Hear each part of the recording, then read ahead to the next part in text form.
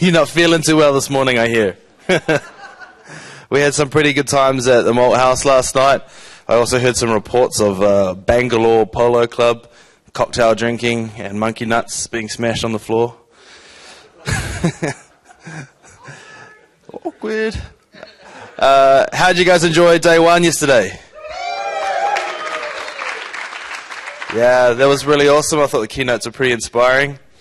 This morning we have Jeffrey McGuire joining us all the way from Germany. Although if you made it to the welcome yesterday morning, you would have learned that he actually grew up here in Wellington. So that's really cool because it's kind of like a homecoming type thing.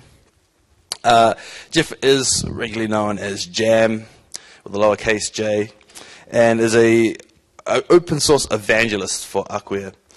I'm not gonna, because we're sort of running late, I'm not gonna hold the floor too long. So, without further ado, please welcome Jam.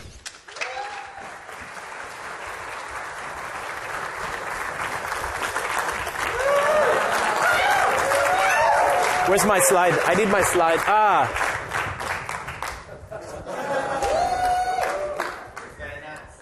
So, especially any of you who was a boy, did you ever go out shopping with your mum or your grandma and insist on being a superhero, right? And how cool that felt? Because, of course it's your secret identity, right? But actually, I got those superpowers, right? So yeah, and no, this is not backwards. This looks just fine in the mirror when I made it. Yeah, so most people call me Jam around the community. Comfortable with pretty much whatever you want to call me, I guess. I am. My title is Open Source Evangelist at a little company called Acquia, and it's a great privilege for me to work at a company that not only gives back an incredible amount to Drupal and other open source projects, but can afford to pay my rent while I, let's say, explore the interface between open source theory, practice, and how that can change and improve reality. I'm really enjoying it, so thank you, boss. Almost everything online is something with Horn Cologne. That's my email. I have that because I was the 18th employee at Acquia, so we could still do that kind of thing. And the project where you'll find me the most active and see me making noise most regularly is at acquia.com/podcasts.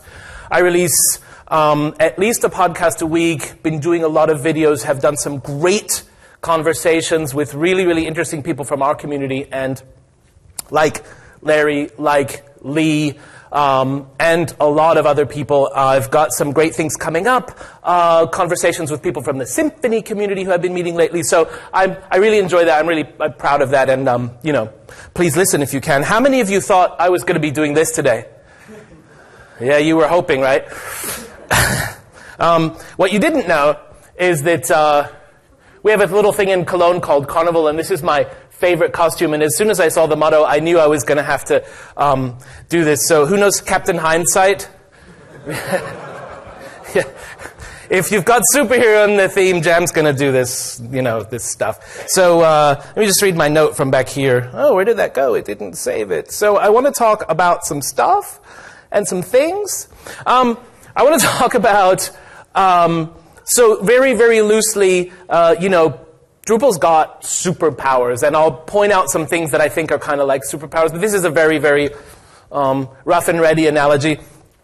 So I want to talk a little bit about the history of the Drupal project, how we came to be, and some important moments along the way, and some things that happened purely from my perspective.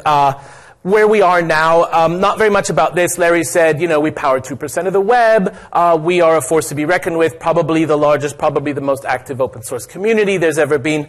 How did that happen?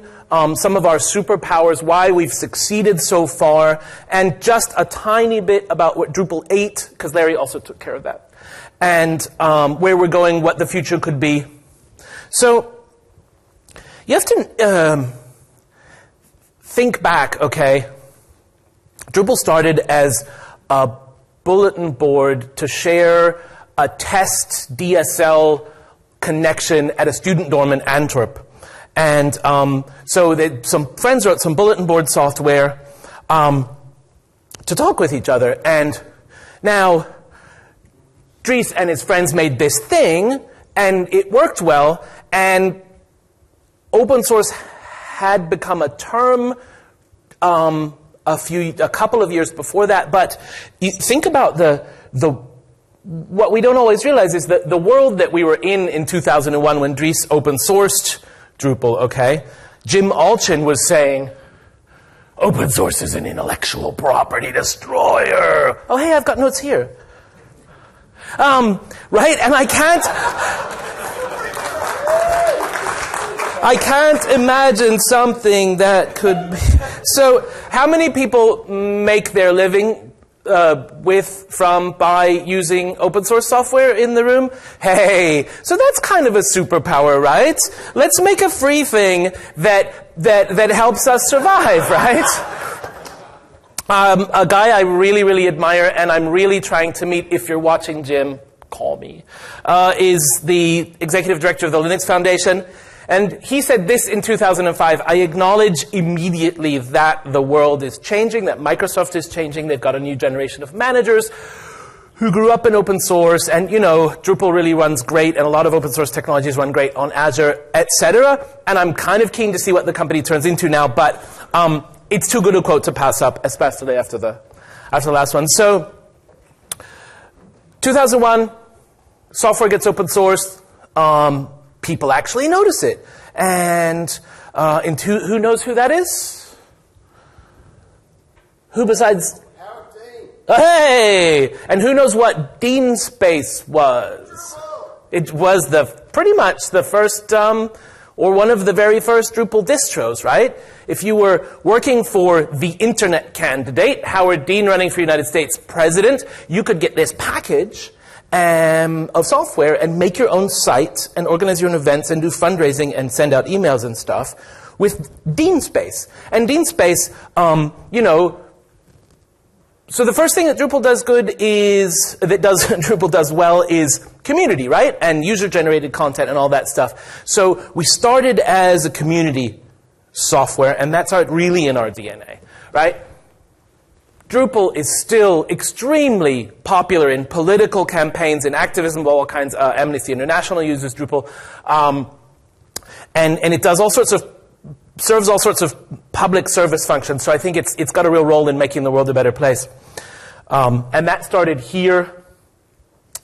People who are involved in Dean Space are some of my friends still at, that became Music for America, and that became Chapter 3, and that became Pantheon, right? So it's pretty cool. The community's also got really, really deep roots. Hey, so the hip kids found out about Drupal. Yay, Lullabot, I know you're here.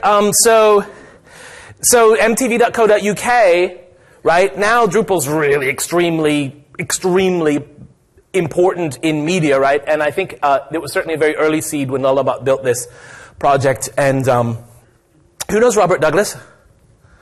So Robert Douglas was a Lullabot at this time, and he was working on this project. Now, Robert Douglas's aesthetics, right? This Drupal 5 site was amazing. It had dozens of external integrations. The login toboggan, right? Single sign-on was created for this project. All sorts of cool stuff.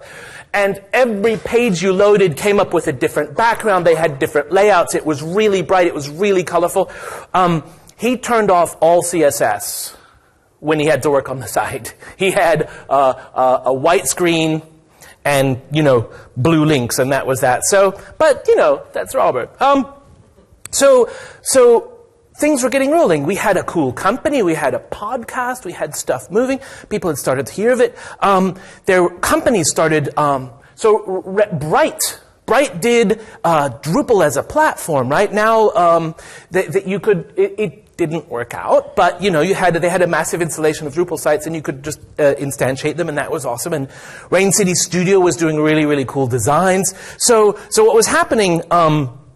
In 2006, 2007, I saw, people, we were doing stuff and we were succeeding at it, and the money noticed. The money noticed.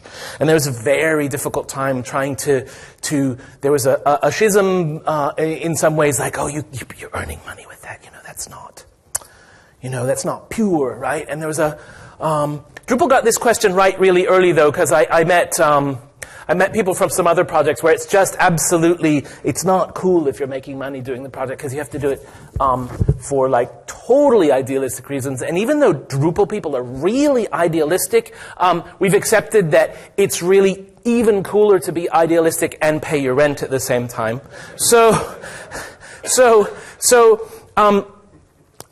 IT buyers expect a certain ecosystem when they are going to invest in some software. And the project lead, Dries, and a guy called Jay Batson started a company in secret in 2007 called Acquia, and they started paying Gabor Hoichi to get Drupal 6 out the door, which is pretty awesome. So the first employee's full-time job was working on Drupal 6, and then the idea was, though, Drupal was really succeeding and it was really getting into all these nooks and crannies, right? But an IT buyer needs a complete ecosystem, hosting and services and support. Most of us, right, at least at one time or another, we had no money and we had plenty of time and we needed something done and we built it, and maybe we found Drupal that way, or we started doing a project. So there's plenty of people with time on their hands and no money. Businesses have generally plenty of money and they have no time and no patience for something that they can't reckon with. If they're not going to go on the community forums and ask questions and try and figure out their website, right? They want somebody to yell at 3 a.m. on a Sunday. So Acquia was created to complete the business ecosystem around Drupal, and I contend that Acquia's existence has allowed this incredible shift, expansion, growing of the larger upper end of the market that we then all benefit from because there's more work to do. Right, so that happened. Acquia was created, and then, wow, right? I had a brilliant quote, which I am going to use for years. Chicks, did you get up here for this morning? No, right? So I had lunch with Chicks the other day, and he said, selling Drupal's so easy. All you have to do is you say, whitehouse.gov, and pretty much security and scalability, you've sold the project, right? And if you're trying to sell Ruby, it's like, oh yeah, we made the Twitter fail whale, right? So, so thank you, Chicks. I'm going to use that forever. So we got some really prominent sites. We got a lot more traction and really exciting, interesting media. And, how amazing is it when government infrastructure is being built on open source software, right? How amazing is it when the White House itself has, I don't know the number, 17, something like that, GitHub repositories now? Let me just say this now. So one of my arguments from the Superpowers later, in the past, if you're a government, so I contend governments are groups of people who want to make the world a better place. We might not agree with what a better place is, but a government will have, let's say, 100 money. And if I have 100 money to spend on making the world a better place, I can build a bridge for 100 money, and that connects two places, and then the people can practice commerce more efficiently, right? And they're better off, and the economy is stimulated, and that's great. And then I have a bridge, and that's better. I can also spend 100 money on vaccinations. I can send 100 money worth of malaria medicine or AIDS medicine or something to the developing world, and for 100 money's worth of vaccinations, I can make those people healthier. They have a better chance. The world is going to be better for them. And, collaterally, if my neighbor's doing better, I'm probably going to do better, so the world is a better place.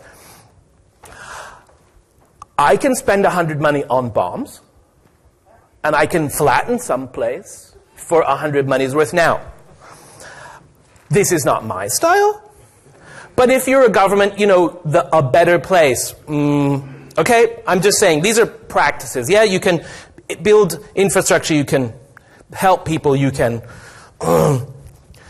break things, right?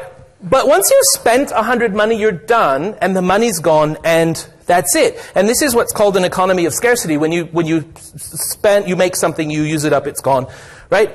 If I need another bridge, I have to spend another 100 money. So we're in what's called an economy of plenty. And if you build infrastructure on open source software, what happens when more people use it? The more people that use open source software, the more valuable it becomes. I can build We the People. So American citizens have a constitutional right to petition their government. I can build a tool for citizen participation and transparency for 100 money. Any government in the world, any city council, anyone can use this, right? So all of a sudden I've spent 100 money, but I can use it N times. And the more people that make it, right, that use it, right? They're going to make it more efficient, and they're going to fix a security flaw, and they're going to add another feature to it, and it's going to be, turn into all these other things, right? Drupal was a bulletin board, a little tiny community thing, and now it powers e-commerce and media platforms and whatever else we're doing with Drupal this week, right? So this is an amazing superpower that the more you use it, the more valuable it gets, right? And that's, I can't even believe how exciting this is. So, right, and now we've even remembered that there are other people doing cool open source software in the world, right? And we've asked them over to play. And so far they're being really, really nice about it. I've met a bunch of people from the Symfony community, and they're really interesting, and they have really interesting conferences with an extremely heavy technical focus. But no, it's great. So now we're making friends. We've got all this stuff going on, right? This is sort of where we've come from. If Drupal were Jewish, so I got this T-shirt at the DrupalCamp in Israel in 2012, which was really excellent.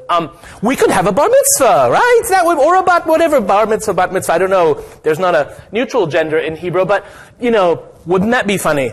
So anyway, so Drupal's 12, 13 years old. I didn't make this slide right. It also says we've come a long way. This is 2006, DrupalCon Brussels. Look, there's Jeff Robbins, who founded Lullabot, and look, there's Angie, and they're right behind Angie is Morton. I bet dollars to donuts, Morton is not here. And there's, there's user 10, he who shall not be named, and there's me, and so there's a whole bunch of people here who are still doing Drupal. Oh, there's Mixel Kieman, right? And Boris Mann, and that Dries guy, and yeah, man, that was crazy. So that was DrupalCon 2006. I walked in the door, I handed Dries a 20 € note, and his wife handed me a T-shirt, and that was registration. So, yeah, so, right. Most all of us make our money with open source software, and how many of us build things for clients with open source software? Okay, and how many of us build or maintain things within, for our employer or for our organizations with open source software? And how many people, whether or not you're doing those two things, how many people have got like something else going on, your vision, your dream, your something that you want to change the world with, and you're using open source software to do it? The side project. Yeah, so that's cool. So I think, right, so this endless bounty of open source is a real superpower, and that it's so inspiring to so many of us is amazing. This is also me in Brussels. I think that Drupal has a superpower of, oh my God, there's so much to learn. That was my first Drupal event, and I had gone to a few sessions, and I had heard Earl Miles talking about why inner joins are really inefficient when you're building the next generation of query builder for Drupal. And I was like, whoa. It was, I learned a lot, but it was kind of overwhelming. Yeah. So, this is, this is where it all comes from, and this is where all the media is, and I don't want to spend, I could go on for hours, but, so, who knows what these are? Donna! The four freedoms. Da, da, da, da, dum. So, Richard Stallman did a really important thing when he figured out, told us about free software, and he defined three freedoms that define free software, and there's a tiny schism, right, between free software and open source software, but generally most of the time if we just say this is free and open source software, it's all good, and I contend there are mostly differences in practice, right? In any case, the definition of open source software is both a set of principles and it's also a set of, it then becomes a philosophy and a set of practices that we live every day. And most of our superpowers are derived from this, and so these are not unique necessarily to Drupal, although we have some really unique advantages in terms of critical mass and momentum, which is nice. So you're free to use open source software, and you're free to understand it, right? And you're free to change it, and you're free to share it. So let's just, so this is the, right? So this, we end up with this stuff that is, it has a 0 price tag, and it's open, and it's transparent, and it's infinitely reusable, and, you know, gets more valuable every time we use it. So let's just like do a really brief improv on this. If you're free to use it for anything and forever, nobody can turn it off. I don't want my government building critical infrastructure on something that my government is not in control of. I don't want to build something to I don't want to, I've got this vision, this thing that's either going to make me super, super rich or the world a better place or something, right? I don't want to build that on something that I'm not in control of. Some proprietary software company might come to me and say, oh, so this thing that it's exactly right for you that you've been using, actually it's not making us any money anymore, so we're turning it off. And we'll be really nice. For $5,000 we'll give you your data back. And we'll let you upgrade to the next product that we've got coming out next year, right? Oh, but that license fee, that costs twice as much. I don't want to be caught in that. I don't want to be caught in that. And so open source software is already an escape hatch out of all of these traps, right? There's a lot more to it. Never tell your clients that open source software is free, please. You are free to make of it what you will. You are free to, I love that if I need a new feature, I'm free to build it, and I'm free to hire someone in my local economy to do that. I can spend my money in my city or my country or my region or send the job to friends of mine that I care about. So I have so much control over this, the economics of this, and I can invest smart, and I can invest in training instead of in license. There's so much in the freedom to use it, right? I'm free to understand what I'm getting. This lets me make better decisions. I can tell you that the US Department of Defense has said that open source software is, by definition, not insecure. And I can tell you that the White House runs Drupal, and NASA, and Al Jazeera, and Johnson & Johnson, and Pfizer, and they've all found it secure enough. And there are public statements by some of these companies that say the fact that we can see the source code makes it more likely that it's secure because we can understand what we're getting. But you don't have to trust anyone. That's good enough for me. You don't have to trust anybody. You can look at it yourself. You can find somebody you do trust to go and look at this thing. And, because Drupal is so widely adopted, there are dozens of security experts pounding on it all the time, every day, and reporting bugs to our security team. So we get this extra pounding, and it gives us, the more attention we get, right? The more secure we get. That's amazing. So you're free to make better decisions, right? And if I'm realizing my vision and I buy something that does 80% of what I need, where am I going to get the 20% of what I need? How am I, as like a freaky, niche, non-profit, totally unique flower, right? I'm doing something that nobody's ever seen that's going to be amazing. A large software vendor is building for the 80-20 case. They need to make a number this quarter. They need to sell millions of units, whatever it is. they don't care about my feature requests. I'm not going to get on the roadmap. And if I am, by some accident, like hugely influential and really important customer, and I am spending millions of dollars already, God forbid, for my proprietary software package, I need to integrate Twitter into, you know, your proprietary CMS. And they're like, we'll study it. They make a committee, they have some meetings, they talk to a vice president, he talks to another, he brings it to the executive leadership, they take it to the offsite, the engineers get told this is a good idea, but it has to, you know, something, it gets onto, like, it gets put in the backlog, it gets prioritized, it gets, 18 months later, I've got Twitter, right?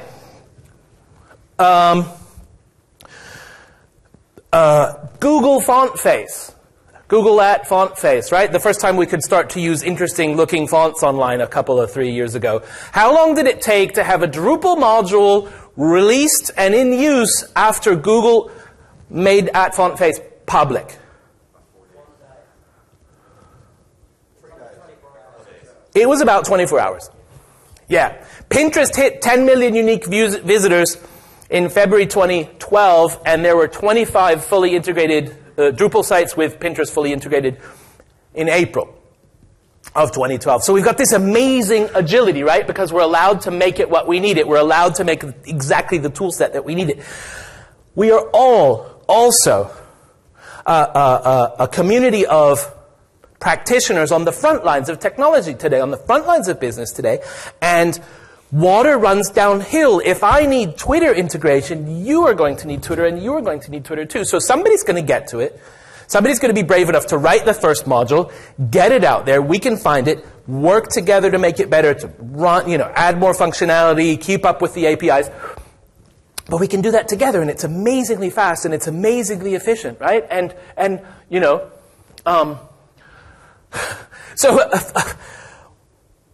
somewhere I said in public, I said, you know, my fixed bugs or your fixed bugs? Who knows the account? There's the Drupal Minister of Information, and there's also, there's an evil something. Anyway, that person was in the audience, and nobody knows who it was. And it said, and so they quoted me as saying, you know, this is a joke account. They quoted me as saying, I have bugs, fix them. Anyway, so the power to change this stuff, to make it what we need, is actually also amazing. And it builds on all the other powers that we have, right? And we're allowed to share it. So if I'm a government department and I figured out the best way to administrate my services, I can package that up. Now in Drupal 8, I can package it up even better, right? But I can package this up, or I can write a recipe, or I can show other people who are running government departments in my area, in my country, all over the world. I can build infrastructure and pass it on, right? And this counts for whatever you build with open source software. The stuff that you do and all the consequences of everything else, everyone else can also benefit from it. And, you know, you can also do all sorts of interesting things like take a base distribution or an idea, and then you know one field better than anyone else does, so you could establish a practice for golf pros, or for fly fishing, or I don't know, something, right? But then you can sell your expertise and have that backed up by all of this software, by all of this stuff, by all of these, you know, millions. You've downloaded millions of hours of code, right? Millions of hours of best practices and bug fixes when you start with Drupal. You have such a head start in terms of efficiency, right? And you can build your business on that thing that we've all done together. And it's utterly astonishing if you stop and calculate that, right? So all of these things work together to give open source projects huge advantages. And Drupal is succeeding particularly well at this. I think it's completely reasonable to acknowledge that other people are succeeding too. I've spent a lot of time with PHP people in the last, what is it now? A year or two outside of Drupal, and And I've started to notice some differences between, so Drupal's my home, it's where I came from, it was my first project, and, for example, Drupal is especially good. So this is a Drupal Superpower. Apart from Angie is a Drupal Superpower. Sharing, we're really good at sharing, and so this quote from Angie, I think this was on opensource.com in an interview pretty recently, defined for me one of our great superpowers. Angie said, I love the knowledge sharing that the Drupal community does. We have a very collaborative nature. If you learn something cool, your first instinct is to go and tell 10 people about that cool thing you just learned. We try hard to reject the RTFM culture in favor of bringing people along. This is a superpower. This is amazing. The difference between a DrupalCamp and a Symphony Live weekend, or PHP Benelux. We're here, okay. Who is here to tell other people about that amazing cool thing that they figured out, learned, did? And who is here to find out that amazing, cool, interesting thing, right? So this is what we're here for, and it's incredible. Very broadly, generally, another PHP community weekend thing is a gathering of professionals to get professional training for professional purposes. And we are professionals, and we take our stuff seriously, right? But we don't charge $500, $700, $1,000 to come to a DrupalCamp. We don't get that fancy catering, and we don't get that fancy swag, but we get young people, and we get career changers, and we get people who've had this other idea, and they figured out that they need a website or a mobile app or something, and they've heard of us. They walk in the door, and they're like, oh, I'm sorry, I have no idea, and I can't, and we're like, hey, sit down. This is totally cool. Look, here's an IDE, here's Drupal, and look, and here's how this is, and, at DrupalCamp Vienna, I was at the Code Sprint Day, and there was a wonderful new contributor that I spoke with, and this wonderful, I'm trying to keep this very sort of semi-anonymous, this wonderful contributor was getting tons of help, and it was, and this new contributor wrote a patch, submitted a pull request, all, the first time this contributor came to a Drupal event. This contributor had coding experience, but not much with Drupal before, and people, one after the other. There were people mentoring, showing, helping, and there was a patch committed, and this contributor said, oh, this is just because you wouldn't normally do this, because, and there were 3 or 4 of us that happened to be there, and we heard that, and we're like, we love you. You just wrote code for us. Welcome. This is fantastic. And anybody else who walks through the door with your attitude of, like, help me figure this out. We do that in a second. And we do that every week. And we have the IRC mentoring, all that stuff. So this is, the sharing thing in Drupal is an incredible, incredible superpower. Community is a superpower, right? So these two words,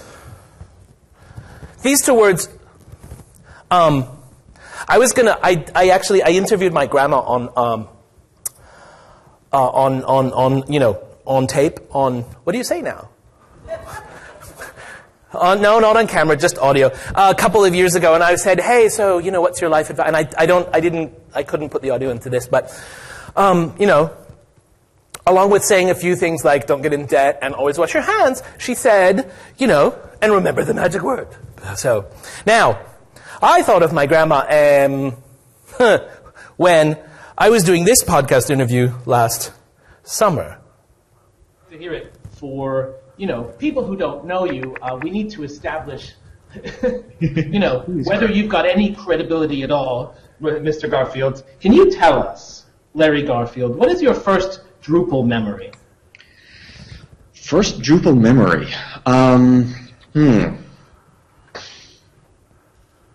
So this is not my first Drupal memory, but it's one of my early Drupal memories. So I started with Drupal in 4.6, and was building a client site in Drupal 4.6, and realized, why does theme table not support captions?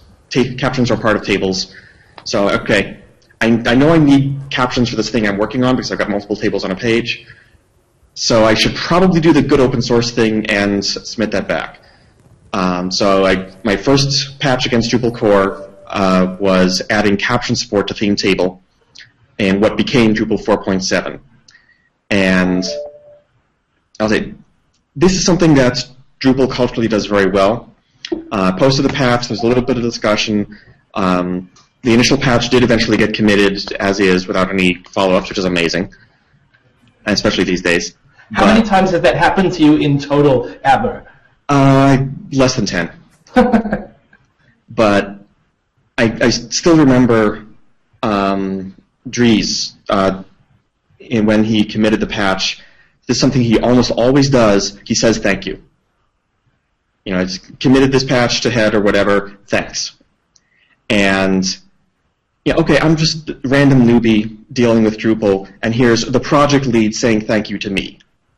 And, it sounds corny, but I still remember that felt freaking awesome. Just the extra little thank you there.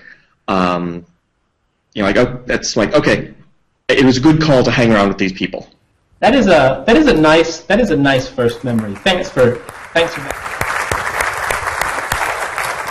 So, and Larry, thank you for hanging around with us. Yeah.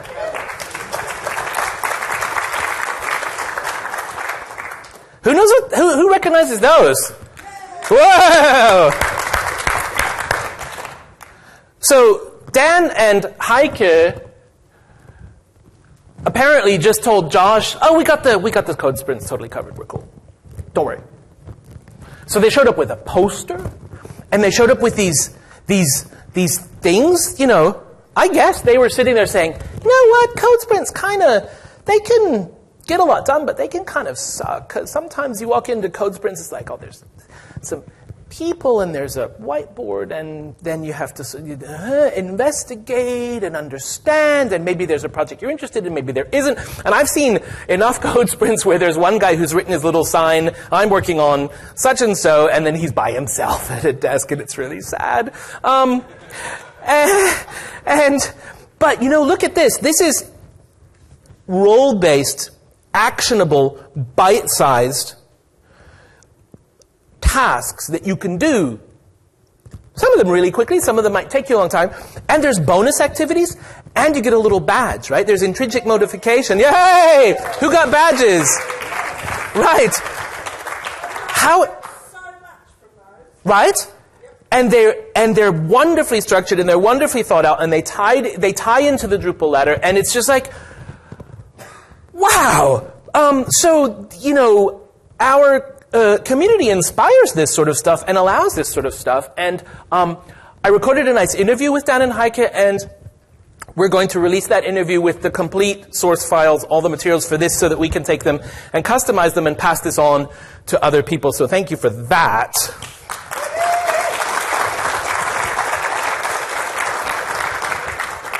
Oh, I have to say, at this point, there are two things. Brackets. The superhero images that have been showing up are by an entity called Bloop, and they are freely available and downloadable online on a site built for freely availably downloading things. Thank you, Bloop. If anybody wants to buy Bloop posters or whatever, I don't know what the entirely exact legal status is, but thank you, Bloop. Second, there is music in the next video to which I do not have the rights. And if this goes online, I have to substitute the Creative Commons music into this, so FYI. Why did Drupal succeed where so many others failed? I think that we just saw some clues to that. Okay? There's a real power of community. We've really, really focused on meeting in person. You meet in person, and it's like,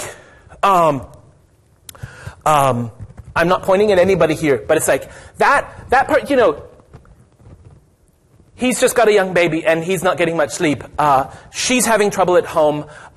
They've got a tough financial situation. They have no taste, but they're really, really, you learn, right? Never hire him as a designer, but oh my God, can he write CSS? Flame wars start when you forget that we're people behind the forum posts, right? Trolling starts when there's no respect, and Drupal is really, really built on interchange and respect. Despite the times when, so there are times when Emma's idea of a really strongly shared vision, or like everybody's just like, the whole community's in a flow, and there are times when some disconnect happens. I contend that we as a community trust each implicitly implicitly, that our intentions are good, that we want the best for Drupal. I cannot personally separate Drupal the code from Drupal the people, and I believe that even though you have that crazy dumbass idea, that you think that idea is going to make Drupal better, right? And now we have to fight about solving the problem that we're coming at like this, right? But we trust each other. And we do pretty good at this. So there's a huge amount of trust, and I contend that there have been Drupal gatherings since the first gathering in Amsterdam in 2000 and... Does anybody know if that was 4, 5? Yeah, 2004, 30 people came together, and DrupalCon was such a success that they had to rent a second hotel conference room to fit all the people in. Right? And there are a bunch of people who are at that DrupalCon who are still working on our community. So meeting together, meeting face-to-face, doing this all the time, it really, really, really ties us together. And I think the human element gives us an incredible portion. It's a very important ingredient in our success. I think that there's some other things that help, like the fact that we've always pretty much had a centralized code repository that gives us a reputation economy that lets us really know what is the project and what is not the project. That is a problem that WordPress and Joomla suffer for. Whether or not you think our culture of pretty much not selling code for code's sake, whether you think that's good or bad, that's a very long discussion. So, but we've done a lot of things right. One more video, and just a couple more quick points about the future. This happened a few years ago. A company that does Adobe. Oh, this is great. I've even forgetting Adobe Business Catalyst. Is that a package? Yeah. So here's an Adobe Business Catalyst partner in the Midwest in the US, and they did this whole video attacking open source. And Robert and Douglas and I had a free weekend, and we didn't like this. So this was our response now. This ended up that the vice president of open source at Adobe saw this, and they had to yank everything, and they were in a lot of trouble, which was nice. So this is also, let's just hear the power of community. Okay, there's audio in this. This is Brent Weaver from BC Group, heading out to Fort Collins today to go do some gun shooting.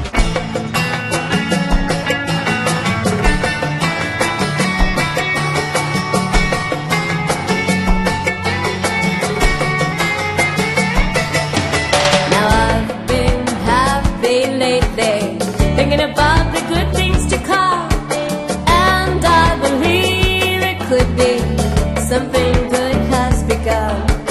I've been smiling lately, dreaming about the world is wide, and I believe it could be something good is bound to come. For out on the edge of darkness, there lies a peace tale. Peace tale, take country, come take me home again.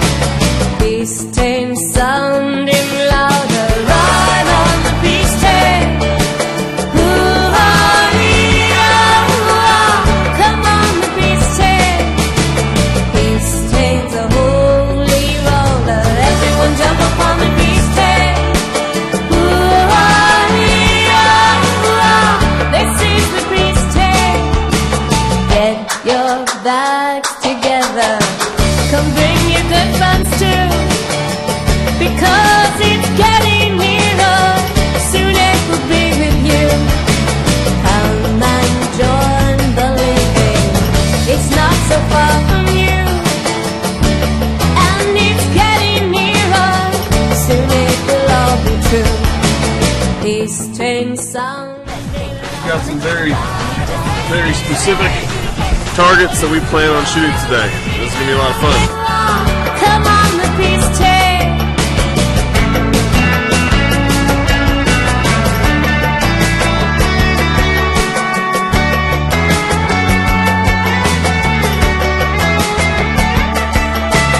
I've been crying lately, thinking about the world as it is. Why must we go on hating? Why can't we live in grace? Coming out of darkness, there lies a peace train.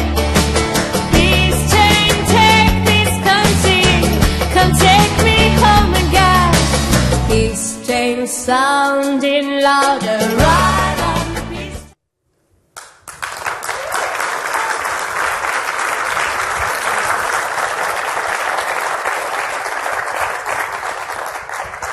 Yeah, so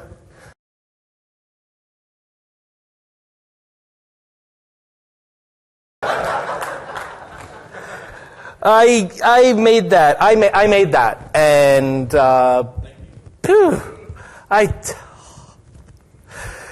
so yeah. So there are some people out there who are going to tell you this.